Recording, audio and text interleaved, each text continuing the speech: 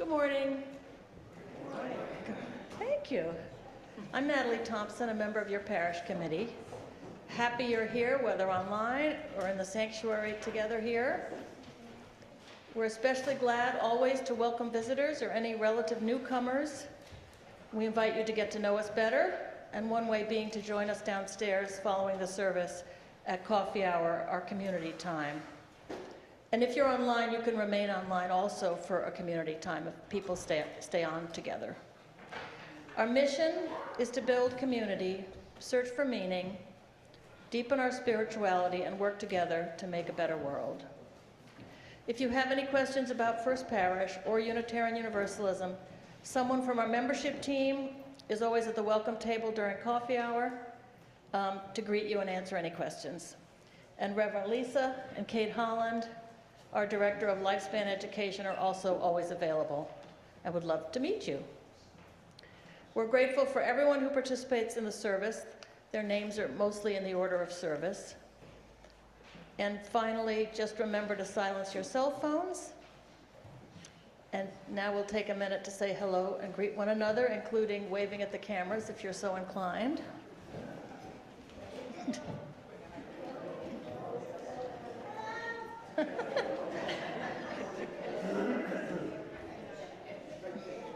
And now Reverend Lisa has a last announcement.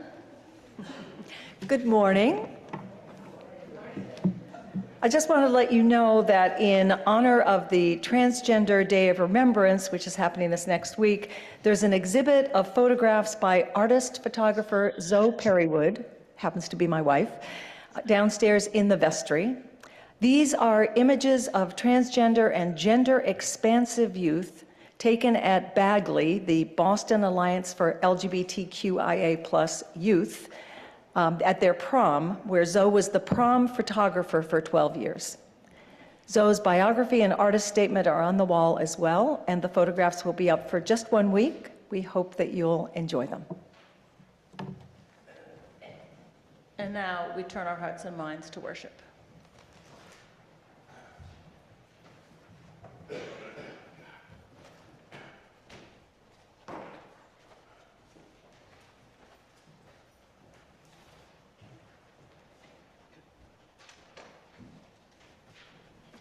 If you could all join me with the words from the service.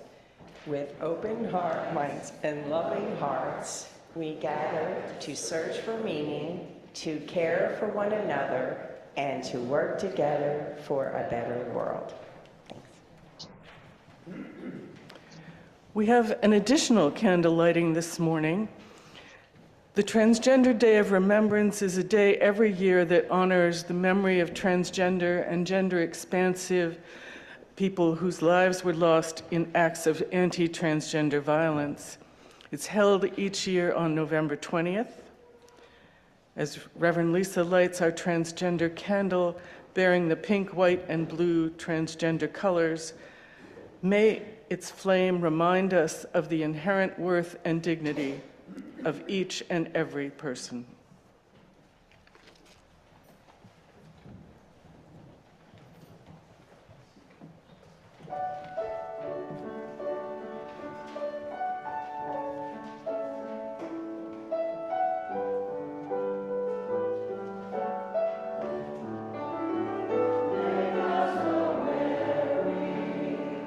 Sanctuary, each made holy, love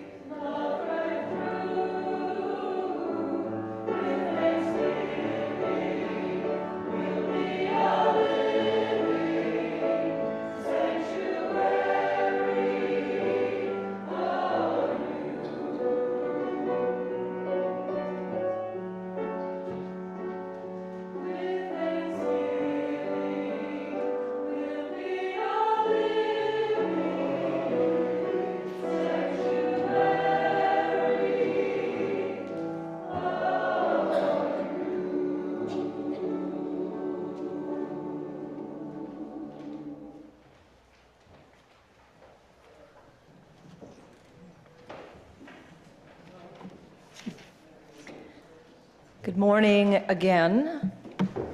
Let's try that. Good morning. Oh, I love it. Thank you. I'm Reverend Lisa Perrywood. My pronouns are she and her. And I am so glad to be here with you this morning. So glad to be in this community of love, committed to working for justice and to caring for one another. Now more than ever, I feel deeply, as I hope you do, how lucky we are to have this place, this congregation. If you're new here today in the sanctuary or online, a special welcome, and know that you have found a community full of loving new friends.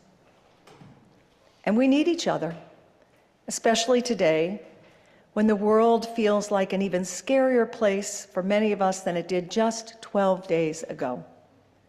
The balance has shifted, and we find ourselves grappling for our bearings, many of us worried about what lies ahead, many of us scared for the safety of loved ones, neighbors, friends.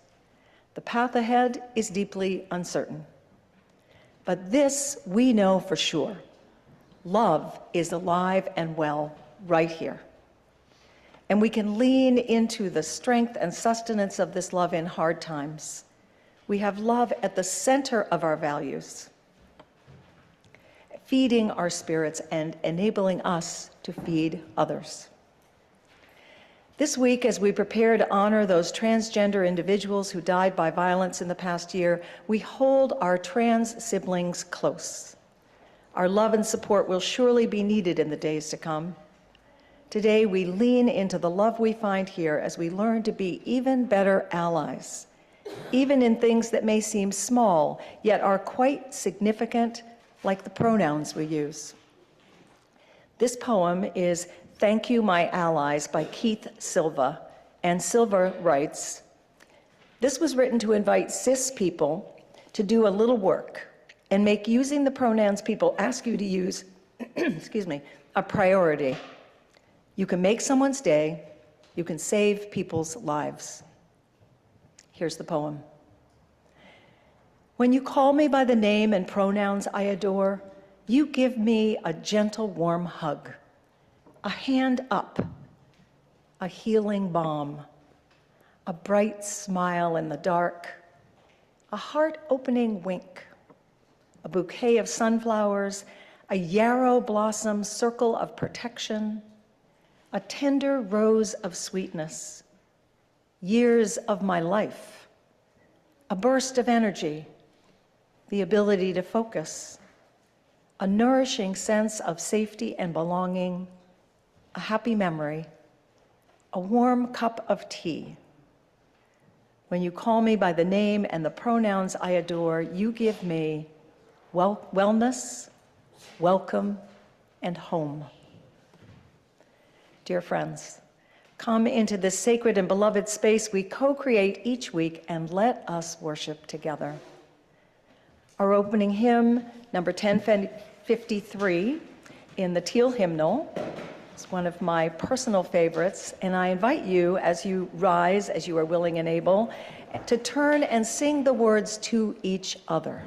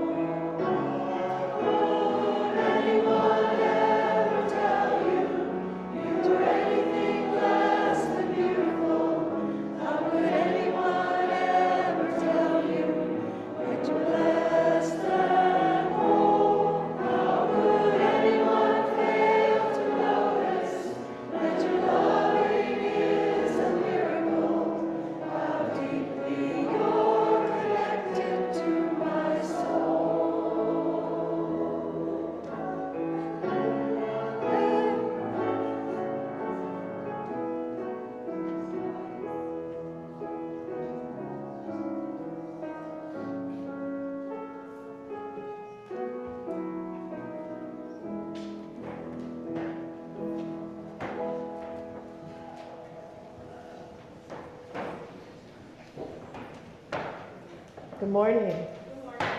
This is a whole new world, this Madonna mic. It's very strange. It sounds very loud. Is it very loud? No? Okay, maybe it's just me. So this morning I have a story to share about a little girl named Susan. And Susan was so excited when Mom and Dad brought home baby Jackie. She was so excited. She looked at her the first time and she saw beautiful round eyes. And as she grew up and she was just a little baby, she giggled, and it was the best sound in the world. She loved playing with her as she grew up. They would crawl on the floor and they would play kitties. And she would tell her, someday, Jackie, you and I will play fairy princesses together. As she grew up, that day finally came, and they were in her room, and she sat and she put ribbons in Jackie's hair and said, let's play fairy princesses. Jackie ripped the ribbons out of her hair, and she grabbed a pillowcase and tied it around her neck like a superhero cape and said, no, let's play super mean bugs. Her sister was kind of disappointed that that wasn't what she wanted to play. When Jackie's birthday came, her mom and dad bought her a beautiful new dress. When Jackie opened the box, she threw it on the floor and she began to cry. Dad went, I don't think Jackie likes dresses. And Mom said, that's okay. Everyone should wear what they're comfortable in. So the next day, Mom and Susan and Jackie went to the store. And right away, Jackie went to the boys section and picked out a shirt and a pair of pants and a baseball cap. And then Jackie found the most wonderful thing, a tie. It was so cool. And Susan came over and she grabbed the tie and she said, that's not for you, Jackie, that's for boys. And Mom said, remember, people get to wear what they're comfortable in. And so the tie went home. When they went to the park, Jackie was playing in the sandbox with another boy, and they played with cars, and they went around in the sandbox. Susan was hanging on the monkey bars and swinging along. When it was time to go, Mom got everyone together, and Jackie looked over to the boy that she'd been playing with and said, bye, Roy. And Roy looked at her and said, bye, Jack. And Susan said, wait, that's not your name. Your name is, and Jackie put her fingers in her ears and went, no, no, no, no, no, no, no, no, no, no. She didn't want to hear it. When it came time to cut hair at home, Mom did home haircuts. She was pretty awesome. Her sister Susan said, I want it kind of just long, Mom. Don't take too much because I like it when my hair is all swinging. But when it was Jackie's turn to cut her hair, she kept saying, more, Mom, take more off, take more off. And finally, Susan looked at Jackie and went, Mom, Jackie looks like a boy. Jackie looked up and said, I am a boy. And please, will you call me Jack? Susan was like, that's not right. You're my sister. And Jackie said, no, I'm your brother, Jack. Well, Susan cried and couldn't understand. She's like, I just want my sister back. So she ran out to her tent and she lied down for a little while. And then she found some crayons and a piece of paper. And so she drew a picture of Jackie. And then she took another piece of paper and she drew a picture of Jack. And she looked at them next to each other and she goes, you know what? They both have the same beautiful round eyes. And they both have the same giggle. So if it was her brother or her sister, she still loved her. She was still important in her life. What a beautiful world it would be if it was that easy sometimes, wouldn't it?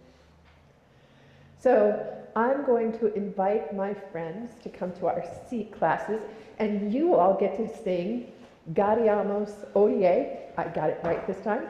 And you're going to sing it once in Latin and once in English. Thank you, guys.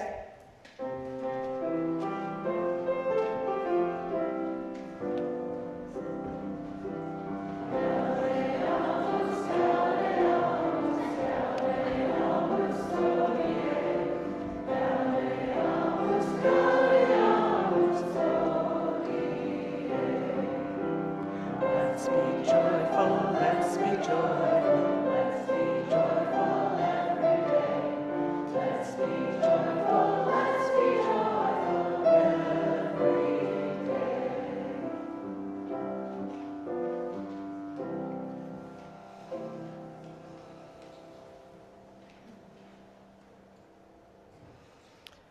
The offering we give each week is a symbol of our commitment to this faith community and to the life and works of our congregation. Instructions on how to donate online are in the order of service. If you are here for the first time, please let the plate pass you by. You are our guest. Today's offering will be shared with the Trevor Project, whose mission is to ensure that LGBTQ+ young people who need support know they are not alone. Your contributions help provide free crisis services and advocacy efforts with policymakers to pass legislation to protect LGBTQ+ youth. This work is especially needed this year as election results have increased mental health trauma, suicide risk, and physical risk for these youth. I am committed to promoting this cause due to my work with UU youth groups, which allowed me to come to know over a dozen youth in various stages of transition, gender transition. I have seen the fear in their eyes and heard the stress in their voices. No one of any age should fear for their mental health and physical safety just because their gender identity does not align with the sex they were assigned at birth.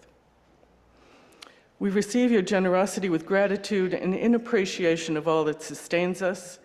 Your gifts maintain the strength of this community and all it does within these walls, as well as the work we do together to make the world a better place. The offering will now be given and received.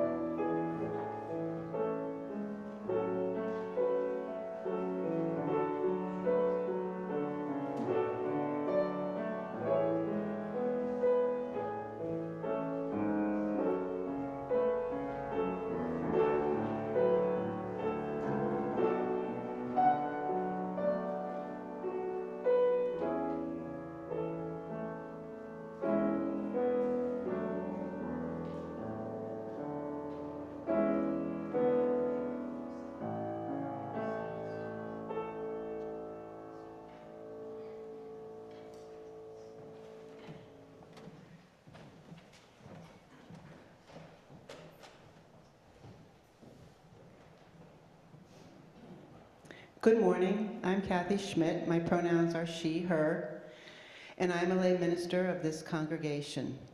Today, this is the time in our service that we set aside to acknowledge the joys and sorrows that we all hold.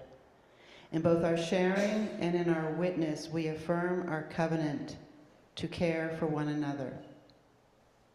Each Sunday, we light a vigil candle in recognition of the pain and suffering being experienced around the world due to ongoing war and violence. But I also will add, for the pain and suffering that many are experiencing in this country today. May this small act help us unite in our prayer for the end of all suffering. If you have a personal joy or sorrow you would like to share, please feel free to come forward now or raise your hand and I will bring the mic to you.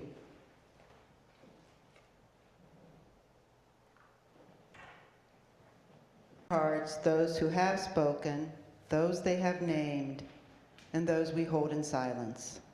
May it be so.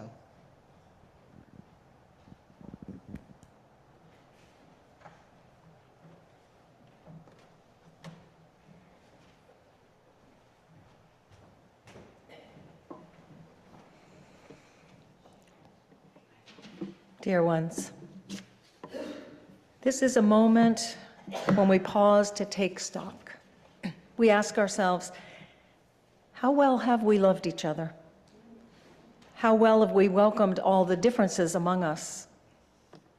How fully have we celebrated when young people or those of any age announce their new names and pronouns?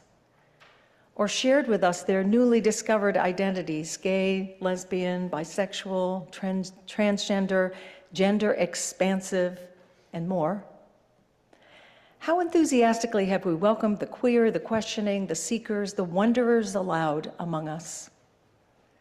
Have we made a place right here where our fellow humans can explore fully and openly and vulnerably who they are, knowing that they have our love and support?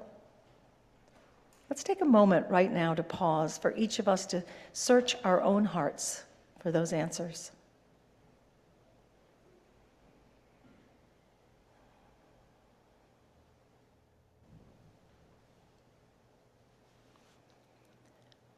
Spirit of divine love and expansive welcome, let us now, today and every day, open wide our hearts and our minds to all the possibilities in our midst. With open hearts and minds and eyes, let us fully celebrate all that is, knowing that all that is reflected in the eyes and faces and voices and bodies right here among us. Our humanity is not to be divided. Our love will not be measured and quantified. Our family, this congregation, is one whole, and that whole is held together by love. Holy wonder, spirit of love and hope and faith, together we weather the storms of life through our deep connections right here. May the love we bear for each other and for the diverse and wonderfully made community of our fellow humans sustain us and guide us and ever deepen our commitment to justice and freedom, to liberation for LGBTQIA+ people everywhere, and especially for our transgender siblings, which means true justice and freedom for us all. May it be so. Amen. Blessed be. As you came in, you were given a heart sticker. Maybe it looked like this one. There were some different ones. If you missed getting one, please raise your hand and one of the ushers will bring you one. There's one up here. Take a moment to hold it in your hand while we pause for a moment, remembering our love for each other and for our loved ones everywhere, feeling the love that lives in you and every person here.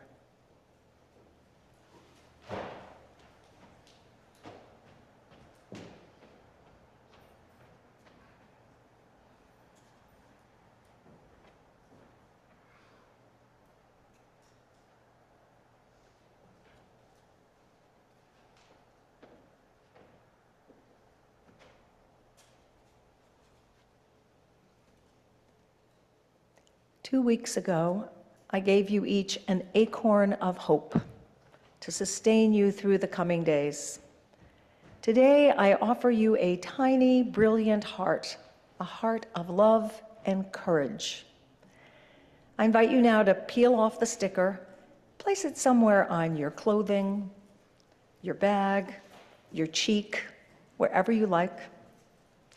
And friends watching at home, I'll leave more hearts on the altar and in the office if you want to come get one this week. For now, just put your hand on your heart. Let this tiny symbol remind you of the love that is the center of everything, the love inside you, the love here in this community, the love we bear for each other and for the world. And may this tiny symbol also offer you courage. Courage to take a stand for justice in the coming days. Courage to be the most devoted allies that we can be. May it be so. And now, we invite you to sing Spirit of Life quietly in your seats. It's hymn number 123 in your gray hymnal.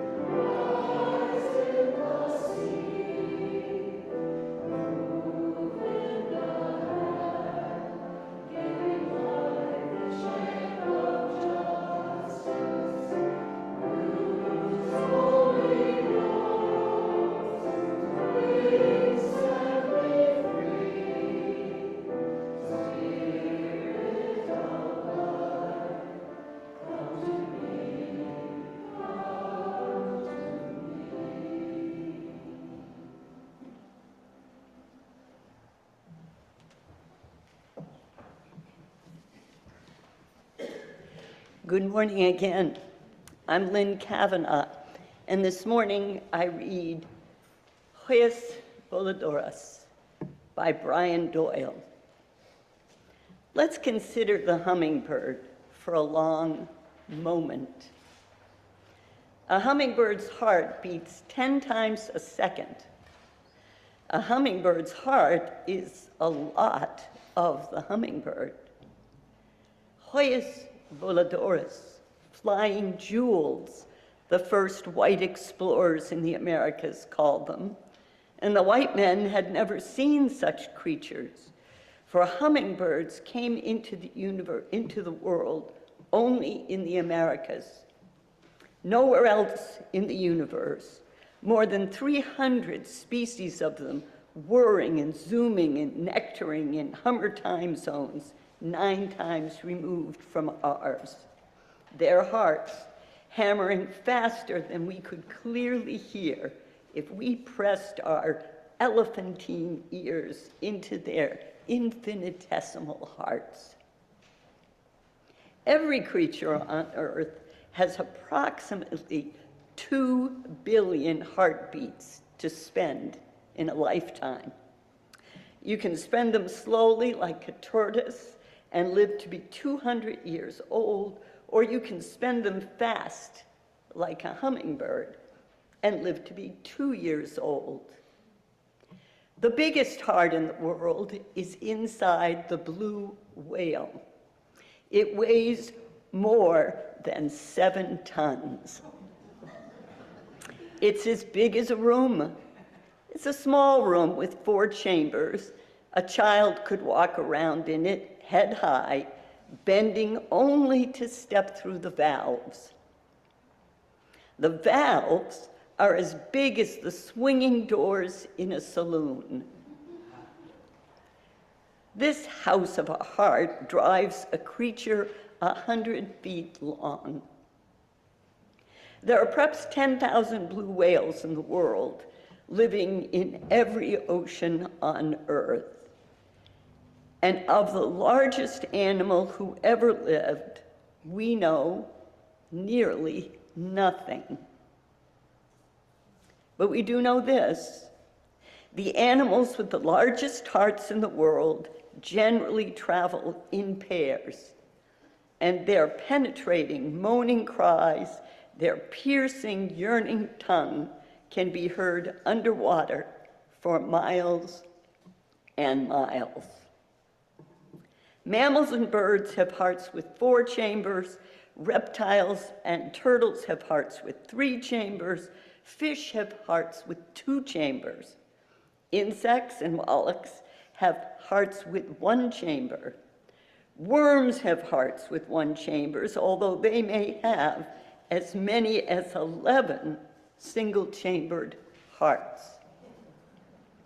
Unicellular bacteria have no hearts at all, but even they have fluid eternally in motion, washing from one side of the cell to the other, swirling and whirling.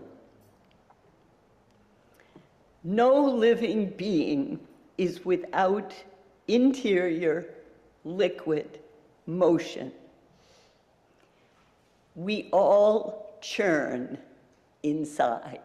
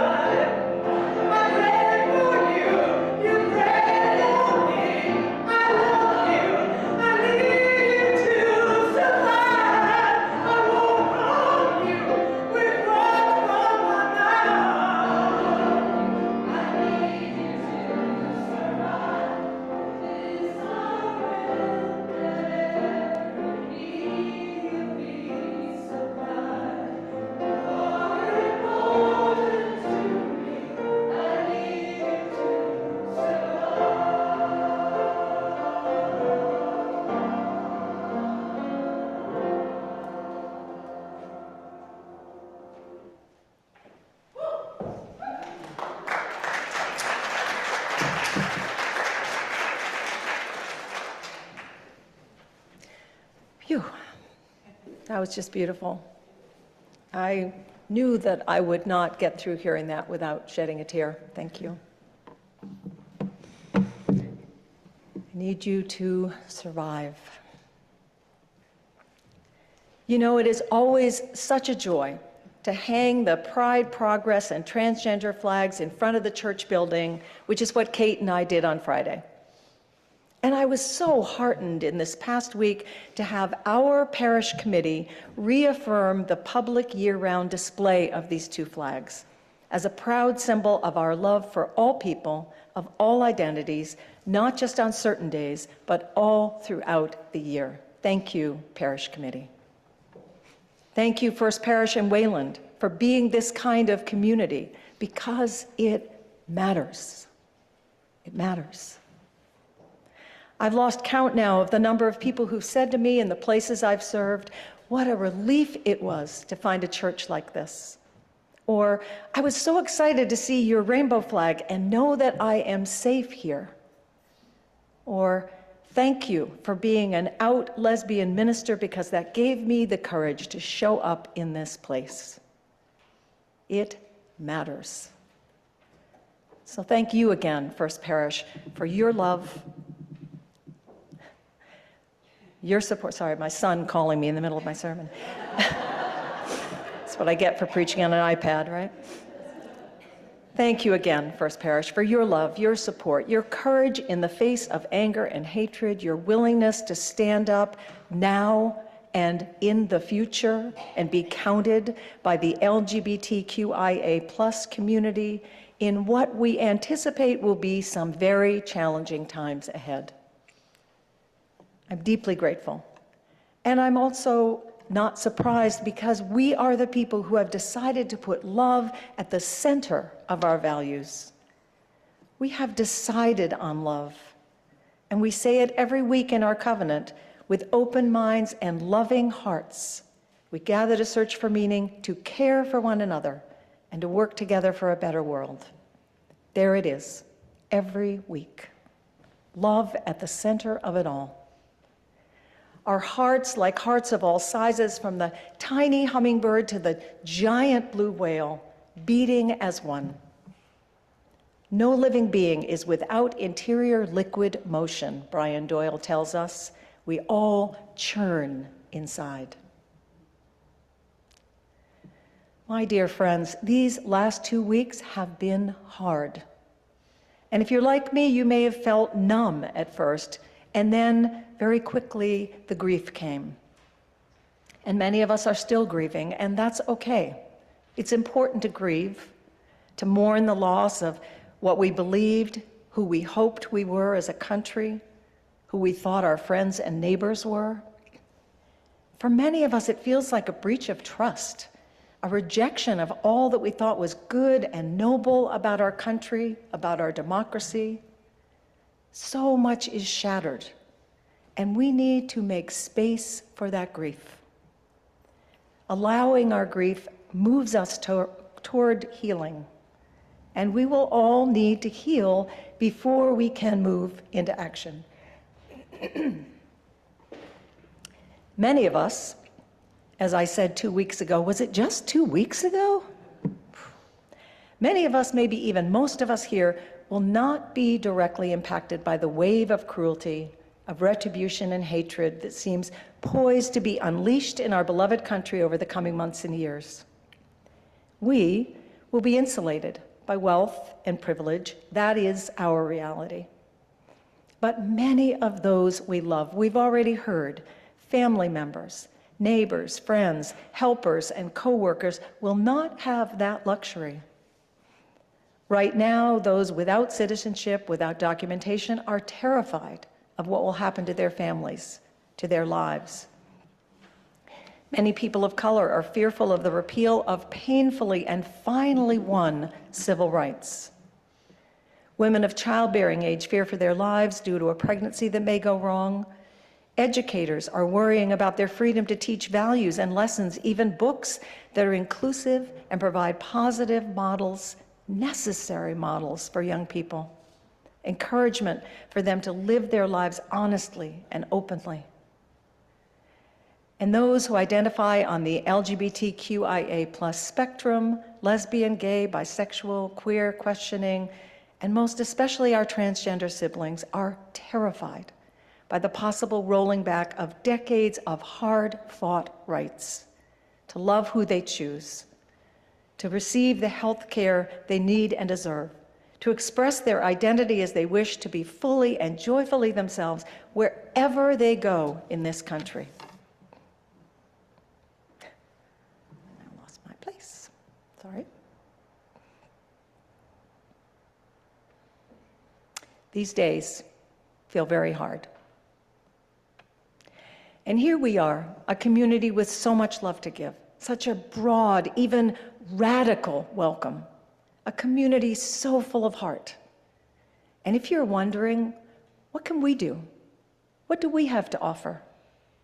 This is it, friends. Being right here together, this is a very good start. I think we tend to forget here in the liberal, progressive Northeast that there are still pockets of faith communities, conservative families, and ethnic groups, even in a state like ours, who are not welcoming, embracing, and celebrating the varied identities of their members, neighbors, colleagues, or friends. And as long as those groups and individuals exist, and they do, even right here in true blue Massachusetts, our love and welcome is still very much needed. Our allyship, the privilege that allows us to stand up for those most at risk, those who will be threatened in the days to come, will be sorely needed.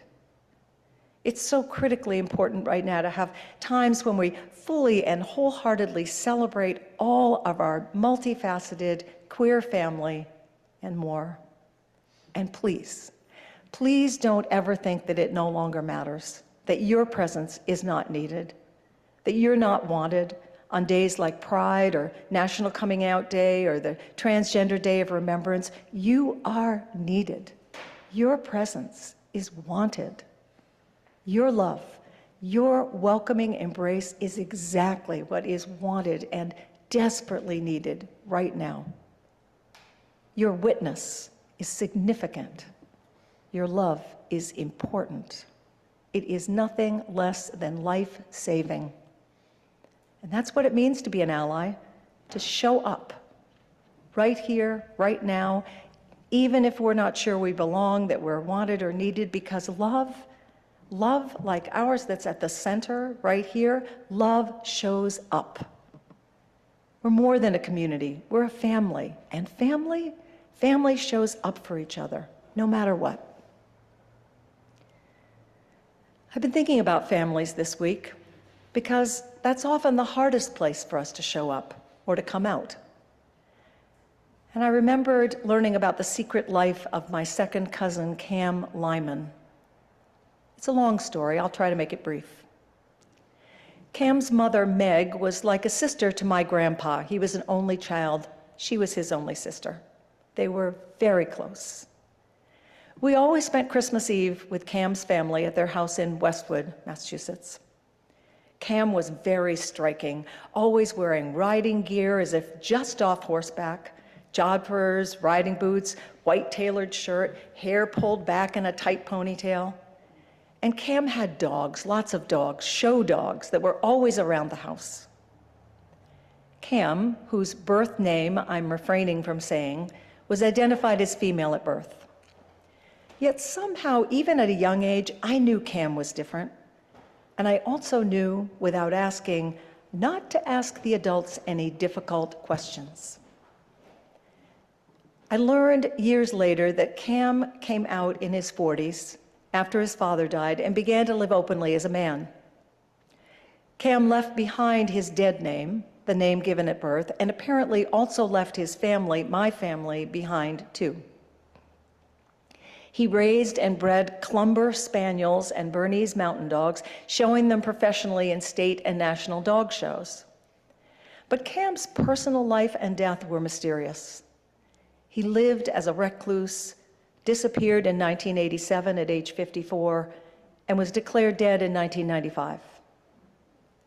Later, when the house was sold, it was discovered that Cam was murdered. His story eventually became one of the unsolved mysteries on the 1990s TV show of that name. In a newspaper article I found online this week, this is some of what I learned. Quote, Lyman's 1984 last will is explicit, said the article. Cremate my bones, it says. Give me no funeral of any kind whatsoever, and scatter my ashes from an aircraft over New York's Madison Square Garden during the Westminster Kennel Club's Best in Show Dog contest. I just have to pause there for a moment. That gave me such a great sense of my cousin's imagination, such a clear picture of the dramatic and exuberant send-off that would have done his life justice. In the end, though, there was no grand gesture of ashes flown over Madison Square Garden, which, okay, it might not have actually been possible. But even ashes strewn nearby, that should have been easy enough. Instead, there was burial in a family plot under a stone with his father's name on one side and Cam's dead name, the name he rejected, inscribed on the other. A full, absolute, complete denial of Cam's life, spirit, personality, all that Cam truly was, right to the very end. But there is a coda to this story. Some years ago, I came across a surprising letter from my grandfather to another family member. In it, Grandpa insisted, and I'm paraphrasing, that we should let Cam be Cam. We shouldn't judge Cam's choices harshly, joining in the rush to judgment, but defend Cam always, because Cam was a beloved member of our family. And so as it turned out, Cam had an ally, because family shows up for each other. And in the end, love wins. The reality is that we all gain a greater sense of love and belonging when we have the courage to speak our truth to the world. Bringing Cam out of the darkness of family bigotry and speaking his truth today, since Cam can no longer speak for himself, brings me closer to all of you. Speaking our own truth and having the courage to listen moves us all forward, because we are a people of love, a people of truth, and a people of justice. Beloved friends, today we make a renewed promise to all of our queer family members, because it lifts all of us up, keeps us true to our covenant as a welcoming congregation, deepens our love for each other and for all of humanity in all of its varied and beautiful expressions. Today, in the spirit of love that vibrates like the fizzing heart of a hummingbird, the spirit of radical welcome that pounds in the heart of the biggest creature on earth, and on behalf of this congregation, I make this promise. Beloved queer family, you are welcome here. In all your beautiful variations, all of who you are is welcome here. And we will do our very best, even though it won't always be perfect, to show in every way that we can how much every part of who you are deserves to be celebrated and loved and fully embraced right here. On behalf of all the Keiths and Judes and Cams and those of you who still may be gathering the courage to be out here and everywhere, we are yours and you are ours. May it ever be so, now and always. Amen. Blessed be. Now I invite you to stand as you're willing and able and join in singing "We Are a Gentle, Angry People," number 170. We're making a slight adaptation to the words. I'm quite sure that Holly Neer would approve. In the 5th verse, we'll sing "We Are Gay, Straight, Trans" together. Please join me.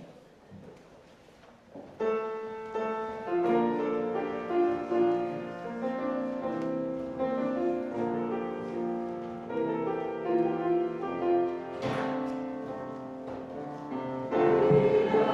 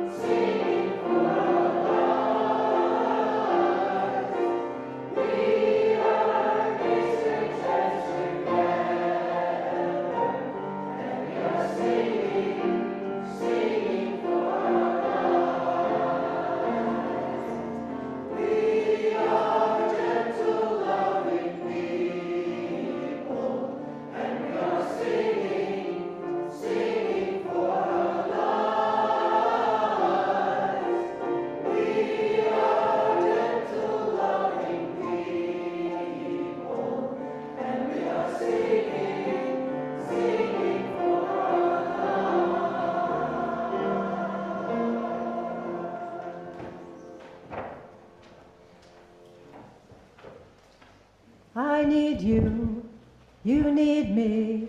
We're all a part of one family. Stand with me, agree with me. We're all a part of one family. It is our will that every need be supplied. You are important to me. I need you to survive.